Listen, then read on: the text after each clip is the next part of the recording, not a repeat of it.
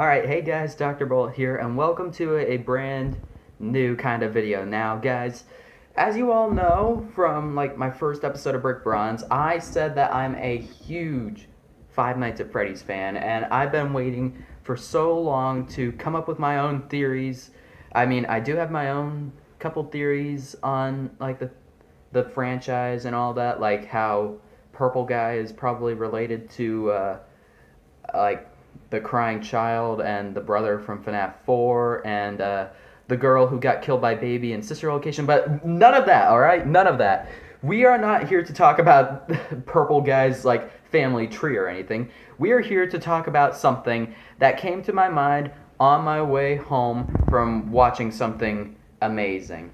So, as a lot of you guys know, there was something that happened here in America that hasn't happened in 99 years. Basically, a total solar eclipse passed through America, and we went to Wyoming to watch it. And after countless hours of nothing but Five Nights at Freddy's and Minecraft songs, plus a few Logan and Jake Paul vlogs and Sidemen diss tracks. And speaking of those Sidemen diss tracks, go tell Simon or Mini Minter that if you say Jake Paul is your dad, you can't follow up by saying Low Gang for life. All right.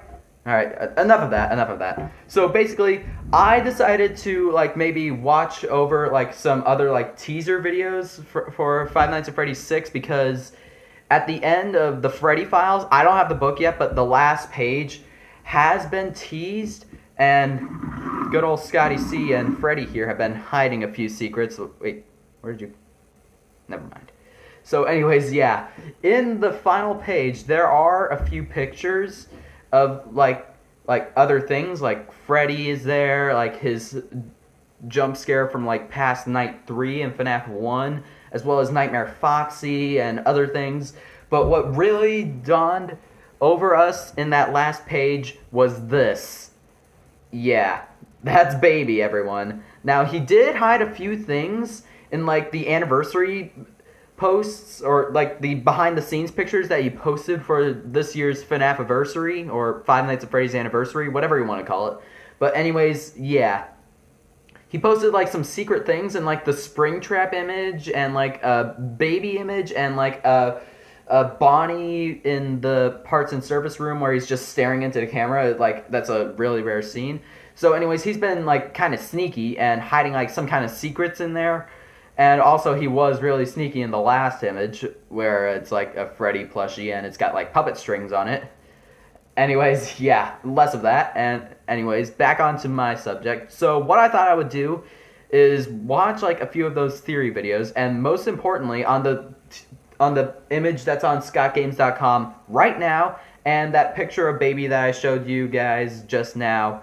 So basically, what happened was, I decided to watch one of my favorite Five Nights at Freddy's YouTubers, and no, it's not Markiplier or Jacksepticeye or any of those guys. I'm not big fans of them, even though I have seen videos from them.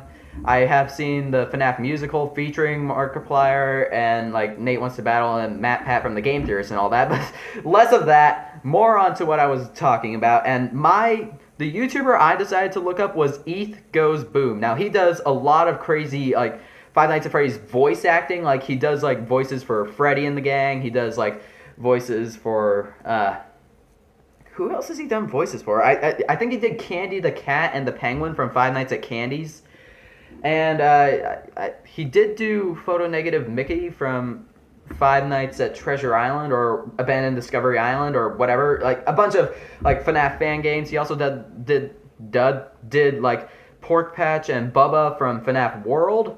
And a ton of other characters, and anyways, he's got his own little voices, his voice for Balloon Boy, Ballora, and Baby don't match up for what they sound like in the games. Just don't judge him or any of that, but just he's got his own voices for them. So anyways, it was a reaction video. He does reaction videos as the characters and Let's Plays as the characters. I know a lot of that is cringy to some of you guys, but who cares, really? So he was doing a reaction video to the teaser that's on Scott Games right now, as well as that picture of Baby at the end of the Freddy Files. I almost said the Twisted Ones. I don't know. But anyways, yeah. So what he said was this. It's possible that they kicked you out of Ennard's body, you were left on your own, and then you somehow upgraded yourself, or maybe someone else found you, and then they upgraded you. Maybe Purple Guy upgraded you. So yeah, basically, what happened there was he came up with the idea that Baby probably built herself up together, or maybe it was like Purple Guy or someone, but who knows who honestly knows who it was. But then my mind flashed to the cutscene that you get after beating this guy's sister location, Custom Night Mode, on very hard difficulty. And this was what I thought about, and I'm going to show you the clip right now. Brace yourself, it's kind of creepy, so here we go. Father, it's me, Michael. I did it. I found it. It was right where you said it would be. They were all there. They didn't recognize me at first, but then they thought I was you. And I found her. I put her back together, just like you asked me to. She's free now. But something is wrong with me. I should be dead, but I'm not. I've been living in shadows. There is only one thing left for me to do now. I'm going to come find you. I'm going to come find you. So yeah, that cutscene is really coming up with a lot of theories on what's going on. Like, first of all, it's important to know where you are in this cutscene. It's like the ruins of some place, but then at the end of the cutscene, near that little like, when Michael says, "I'm going to come find you," some fog clears off a sign, and it says, Fazbear's Fright. Now, those of you who don't know, Fazbear's Fright was actually the location that you were at in Five Nights at Freddy's 3, which is like a horror attraction set 30 years after the original events, like not from the original Five Nights at Freddy's, not from Five Nights at Freddy's 2, but from what I believe is the original Missing Children event of 1983, I'm guessing, and all that crazy stuff. And what's more important is that because we're in Fazbear's Fright, we also have confirmation that this guy survived the fire that you hear about, not experience, hear about at the end of Five Nights at Freddy's 3. So that is really, really, that is a lot of evidence. So here's my theory on what's going to happen in the next games. But first, before I get to the theory, I completely forgot. I just remembered the whole source code conversation between FNAFworld.com and ScottGames.com. Basically, what was going on there was that Scott Games and FNAF World were like having conversations with each other somehow. Like Scott was being kind of sneaky, and a lot of theorists decoded it and made it seem like it was Baby talking with Ballora, Funtime Freddy, and Funtime Foxy and all those guys who are inside of Ennard, the creation that they all made, their little nightmare by design that scoops you at the end of the game, at the end of night 5, or, yeah, never mind on that. But anyways, yeah, they're having a conversation, and the Funtime animatronics are saying things like, "You're crowding us, you can't tell us what to do anymore, and we found a way to eject you." And Baby is saying, "Of course I can, dummy. I will find a way to put myself back together," or something like that. So anyways, back on what Eth said, or, well, Eth's Freddy voice said, I guess,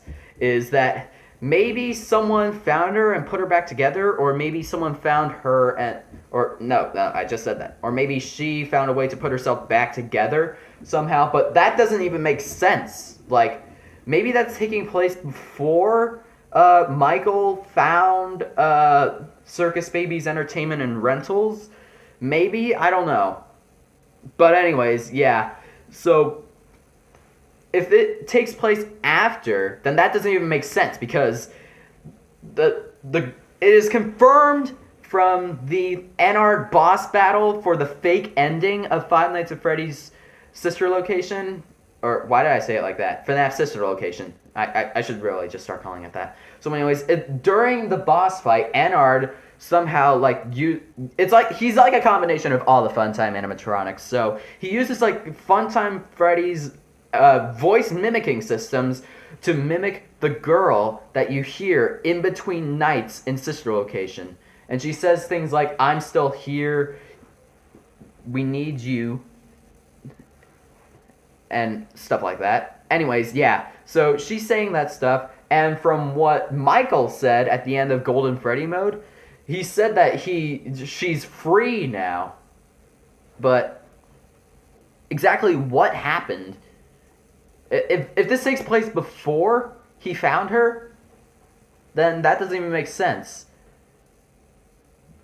So what I'm thinking FNAF 6, or whatever you want to call it, is going to be like, it's going to be kind of like Sister Location, where you have to do certain things during the nights, but mainly you are helping Baby again, or she's like trying to hunt you down and you're just trying to help her out as Michael again, because it's confirmed that Michael is Springtrap. So yeah, that's crazy. But anyways, yeah, if that turns out to be correct, then I don't even know what to do anymore. Basically, Five Nights at Freddy's is getting way too complicated. I've already got my own idea on what the timeline is like. And I might do another video on what the timeline might be like. But yeah, anyways, so honestly, my idea on the timeline probably makes more sense than what MatPat presented to us, because, alright, I'll just go over the timeline in which the games came. So, basically, what I'm thinking is that the games came out, FNAF 4, Sister Location, FNAF 2, FNAF 1, FNAF 3. So, that's basically what I'm thinking, is what the timeline is like. So, the events of Five Nights at Freddy's 4 kind of led into everything, but then, like, there's also those, like, little mini games that you get in FNAF 2 after you die. Yeah, I've experienced a few of those games, and they are not pretty. Not in the least bit. Especially with the Atari graphics. I mean, I'm not judging Scott at all for, like, his choice of the Atari graphics, but still, it's pretty crazy. So anyways, guys, that was my theory on Five Nights at Freddy's 6, or, like Sister Location 2, or whatever you want to call it. But also, I might have, like, some other theories on what's going on in, like, different timelines, like the timeline for the Silver Eyes and the Twisted Ones, like, the whole disc situation that, like, helps, like, give the Twisted Ones their little hallucinogenic, like, kind of, like, monstrous looks and all that crazy stuff. But yeah, so anyways, that's, like, all I'm going to talk about in this video. So if you thought the video was good, please do drop a like, and if you're new to the channel, subscribe. And as always, guys, have a good day. See ya. And also, Brick Bronze is returning soon, so yeah.